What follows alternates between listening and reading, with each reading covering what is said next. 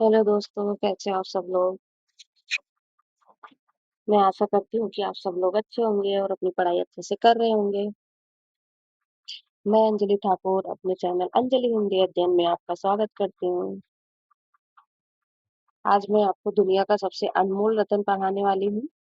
और इसके पहले मैं यूनिट 5 कविता में लगे कुछ टॉपिक को पढ़ा दी हूँ। आप जाके चाहे तो जाके देख सकते हैं।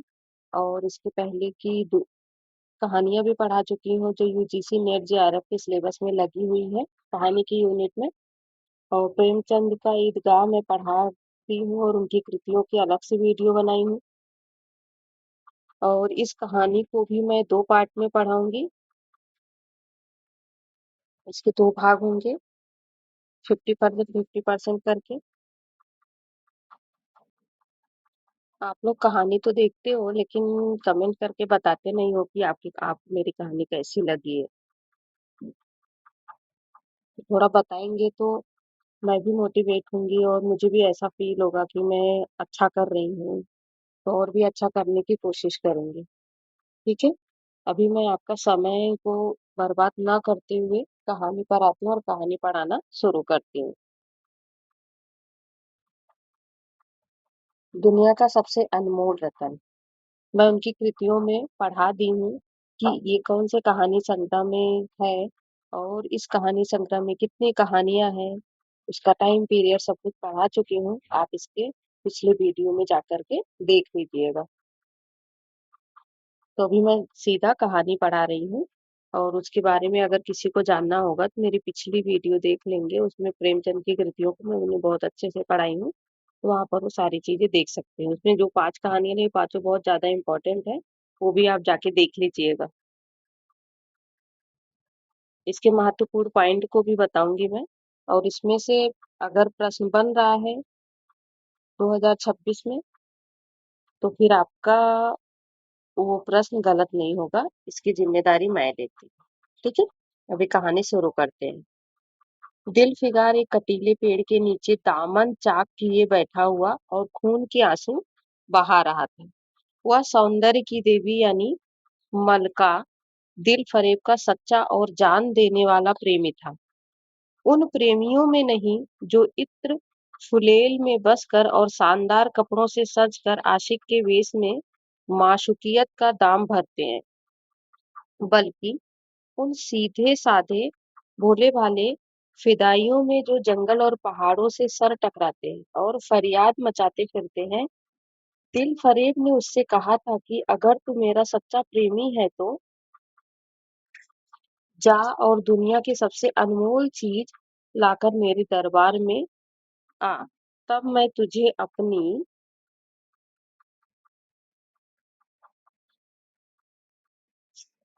गुलामी में कबूल करूंगी। अगर तुझे वह चीज ना मिले तो खबरदार इधर रुख ना करना, वरना सूली पर खिंचवा दूंगी। दिल फिगार दिल फिगार और दिल फरेब।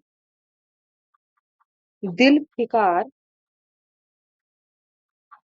तो खोज के लाता है दुनिया का अनमोल रतन, और जिसको बोलती है दिल फरेब लाने के लिए। अब वह दुनिया का सबसे अनमोल रतन कौन सा है, उसके बारे में हम जानेंगे।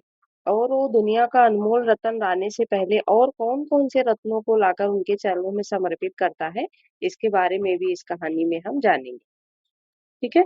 दिल फिगार को अपनी भावनाओं के प्रदर्शन का, सिकवे शिकायत का, प्रेमिका के सौंदर्य दर्शन का तनिक भी अवसर ना दिया। दिल फरेब ने ज्यों ही यह फैसला सुनाया, उसके चौबदारों ने गरीब दिल फिगार को धक्के देकर बाहर निकाल दिया। और आज 3 दिन से यह आफत का मारा आदमी उसी कटीले पेड़ के नीचे उस भयानक मैदान में बैठा हुआ सोच रहा है कि क्या करूं, दुनिया की सबसे अनमोल चीज मुझको मिलेगी? नामुमकिन। और वह क्या है? कारू का खजाना, आबे हयात, खुसरो का ताज, जामे जम, तख्ते ताउस, परवेज की दौलत? नहीं, यह चीजें हरगिज नहीं। वो ऐसा सबसे विचार खुद से ही विचार कर रहा है कि उसमें ये चीजें हैं या फिर नहीं है। दुनिया में जरूर इनसे भी महंगी, इनसे भी अनमोल चीजें मौजूद है, मगर वह क्या है, कहाँ है, कैसे मिलेगी? या खुदा, मेरी मुश्किल क्यों कर आसान होगी। वो भगवान से प्रार्थना कर रहा है कि मेरी मुश्किल को थोड़ा आसान कर दो, ताकि मैं दुनिया की सबसे अनमोल चीज को ला सकूं। दुनिया में जरूर इनसे भी महंगी होगी। ये तो ये टाइम पढ़ा चुकी हूँ। दिल फिगार इन्हीं ख्यालों में चक्कर खा रहा था और अक्ल कुछ काम न कर रही थी। मुनीर सामी को हातिम सा मददगार मिल गया। ऐ काश कोई मेरा भी मददगार हो जाता। यहाँ पे और किसकी बात की गई है? मुनीर शामी को किसकी मदद मिली थी? हातिम सा की। वो बोल रहा है कि इसी तरह मुझे भी कोई मदद करने के लिए आ जाता। ऐ काश मुझे भी उस चीज का जो दुनिया का सबसे बेशकीमत चीज है नाम बतला दिया जाता। भला तो वह चीज हाथ ना आती, मगर मुझे इतना तो मालूम हो जाता कि वह किस किस्म की चीज है। मैं घड़े बराबर मोती की खोज में जा सकता हूँ। मैं समुंदर का गीत, पत्थर का दिल, मौत की आवाज और इससे भी ज्यादा बेनिशान चीजों की तलाश में कमर कस सकता हूँ। मगर दुनिया की सबसे अनमोल चीज यह मेरी कल्पना की उड़ान से बहुत ऊपर है। मतलब उसको बताया भी नहीं गया है कि दुनिया का अनमोल चीज क्या है, सिर्फ लाने के लिए बोला गया है। कितनी मुश्किल चीज है। आसमान और तारे निकल आए थे। दिल फिगार यकाएक खुदा का नाम लेकर उठा और एक तरफ को चल खड़ा हुआ। भूखा प्यासा नंगे बदन थकन से चूर वह वीर बरसों वीरान और आबादियों की खाक छानता फिरा। बरसों यानी साल से भी ज्यादा। तलवे कांटों से छलनी हो गए। शरीर में हड्डियां ही हड्डियां दिखाई देने लगी। मगर वह चीज जो दुनिया की सबसे बेशकीमत चीज थी ना मिली, और ना उसका कुछ निशान मिला। क्या प्रेम है। एक रोज वह भूलता भटकता एक मैदान में जाने की। वहां हजारों आदमी गोल बांधे खड़े थे। बीच में कई अमामे और चोगे वाले दढ़ियल काजी अफसरी शान से बैठे हुए आपस में कुछ सलाह मशविरा कर रहे थे। और इस जमात से जरा दूर पर एक सूली खड़ी थी। दिल फिगार तो कमजोरी की वजह से कुछ यहाँ की कैफियत देखने के इरादे से ठिठक गया। क्या देखता है कि कई लोग नंगी तलवारें लिए एक कैदी को, जिसके हाथ पैर में जंजीरें थी, पकड़े चले आ रहे हैं। सूली के पास पहुंचकर सब सिपाही रुक गए और कैदी की हथकड़ियां बेड़ियां सब उतार ली गई। इस अभागे आदमी का दामन सैकड़ों बेगुनाहों के खून के छींटों से रंगीन था, और उसका दिल नेकी के ख्याल और रहम की आवाज से जरा भी परिचित न था। उसे काला चोर कहते हैं। सिपाहियों ने उसे सूली के तख्ते पर खड़ा कर दिया। मौत की फांसी उसकी गर्दन में डाल दी गई और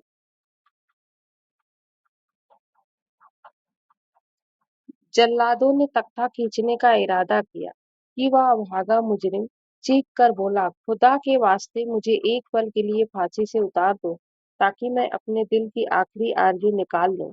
यह सुनते ही चारों तरफ सन्नाटा छा गया। लोग अचंभे में आकर ताकने लगे।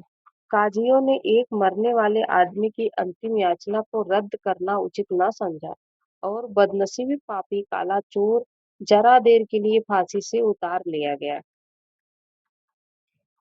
इस भीड़ में एक खूबसूरत भोला-भाला लड़का एक छड़ी पर सवार होकर अपने पैरों पर उछल-उछल फर्जी घोड़ा दौड़ा रहा था, और अपनी सादगी की दुनिया में ऐसा मगन था कि जैसे वह इस वक्त सचमुच किसी अरबी घोड़े का सहसवार है। उसका चेहरा उस सच्ची खुशी के कमल की तरह खिला हुआ था, जो चंद दिनों के लिए बचपन में ही हासिल होती है, और उस याद हमको मरते दम तक नहीं भूलती। उसका दिल अभी तक पाप की गर्द और धूल से अछूता था, और मासूमियत उसे अपनी गोद में खिला रही थी। उस बच्चे की बात हो रही है, जो बच्चा वहां पे उस समय था। बदनसीब काला चोर फांसी से उतरा। हजारों आंखें उस पर गड़ी हुई थी। वह उस लड़के के पास आया और उसे गोद में उठाकर प्यार करने लगा। उसे इस वक्त वह जमाना याद आया जब वह खुद ऐसा ही भोला भाला, ऐसा ही खुश हुआ खुर्रम, मतलब उसके बचपन की बात वहां पे बोली जा रही है। और दुनिया की गंदगियों में ऐसा ही पाक साफ था। माँ गोदियों में खिलाती थी, बाप बलाएं लेता था और सारा कुनबा जान न्यौछावर करता था। आह, काले चोर के दिल पर इस वक्त बीते हुए दिनों की याद का इतना असर हुआ कि उसकी आंखों से जिन्होंने दम तोड़ती हुई लाशों को तड़पते देखा और न झपकी, आंसू का एक कतरा टपक गया। दिल फिगार ने लपक कर उस अनमोल मोती को हाथ में ले लिया। जैसे ही उसकी आंख से आंसू गिरे, दिलफिगार ने क्या किए, उसको अपने हाथ में ले लिए। उनको लगा कि वो शायद बेशकीमत चीज हो सकती है। उसके दिल में कहा, बेशक है दुनिया की अनमोल चीज है, जिस पर तख्ते ताउस और जमे जम और अबे हयात और जरे परवेज सब न्यौछावर है।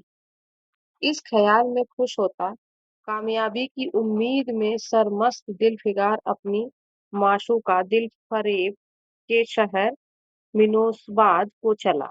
उसके शहर का क्या नाम था? मिनोसबाद। और सबसे पहले उसने कौन सी चीज लेके गया उनके पास? अनमोल चीज समझ के, काले चोर का टपका हुआ एक आंसू। मगर जो जो मंजिलें तय होती जाती थी, उसका दिल बैठ जाता कहीं उस चीज की जिसे मैं दुनिया का सबसे बेशकीमत समझता हूँ। दिल फरेब की आंखों में कद्र ना हुई तो मैं फांसी पर चढ़ा दिया जाऊंगा और इस दुनिया से नामुराद जाऊंगा। लेकिन जो हो सो हो, अब तो किस्मत आजमाई है। आखिरकार पहाड़ और दरिया तय करते शहर मिनोस बाद में आ पहुंचा और दिल फरेब की ड्योढ़ी पर जाकर विनती की कि थकान से टूटा हुआ दिल फिगार खुदा के फजल से हुक्म की तालीम करके आया है और आपके कदम चूमना चाहता है। दिल फरेब ने फौरन अपने सामने बुला भेजा और एक सुनहरे पर्दे की ओर से फरमाइश की कि वह अनमोल चीज पेश करो। दिल फिगार ने आशा और भय की एक विचित्र मना स्थिति में वह बूंद पेश की और उसकी सारी कैफियत बहुत पुरअसर लफ्जों में बयान की। दिल फरेब ने पूरी कहानी बहुत गौर से सुनी और वह भेंट हाथ से लेकर जरा देर तक गौर करने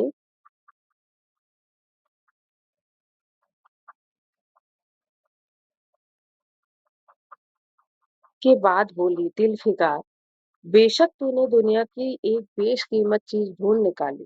तेरी हिम्मत और तेरी सूझबूझ की दाद देती हूँ, मगर यह दुनिया की सबसे बेशकीमत चीज नहीं। इसीलिए तू यहाँ से जा और फिर कोशिश कर। शायद अब की तो तेरे हाथ वह मोती लगे और तेरी किस्मत में मेरी गुलामी लिखी हो। जैसा कि मैंने पहले ही बतला दिया था, मैं तुझे फांसी पर चढ़वा सकती हूँ, मगर मैं तेरी जाबख्शी करती हूँ इसीलिए कि तुझमें वह गुण मौजूद है जो मैं अपने प्रेमी में देखना चाहती हूँ और मुझे यकीन है कि तू जरूर कभी ना कभी कामयाब होगा। नाकाम और नामुराद दिल फिगार इस माशुकाना इनायत से जरा दिलेर होकर बोला, ए दिल की रानी, बड़ी मुद्दत के बाद तेरी ड्योढ़ी पर सजदा करना नसीब होता है। फिर खुदा जाने ऐसे दिन कब आएंगे। क्या तू अपने जान देने वाले आशिक के बुरे हाल पर तरस न खाएगी और क्या अपने रूप की एक झलक दिखाकर इस जलते हुए दिल फिगार को आने वाले शक्तियों को झेलने की ताकत ना देगी। तेरी एक मस्त निगाह के नशे से चूर होकर मैं वह कर सकता हूँ जो आज तक किसी से ना बन पड़ा हो।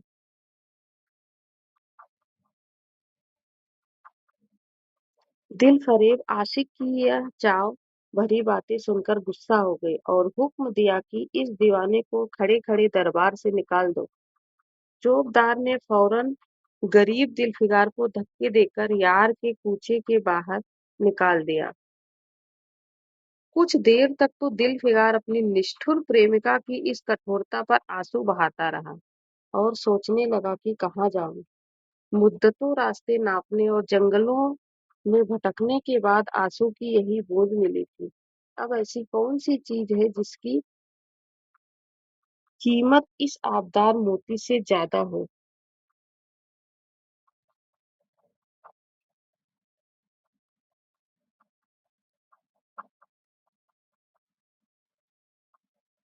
हजरते की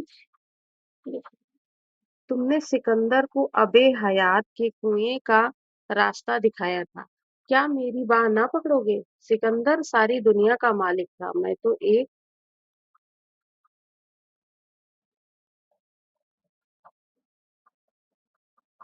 बेघरबार मुसाफिर हूँ। तुमने कितनी ही डूबती किश्तियां किनारे लगाई, मुझ गरीब का बेड़ा भी पार करो। ए अली मुकाम जिब्रील, कुछ तुम ही इस नीम जान दुखी आशिक पर तरस खाओ। तुम खुदा के एक खास दरबारी हो, क्या मेरी मुश्किल आसान ना करोगे?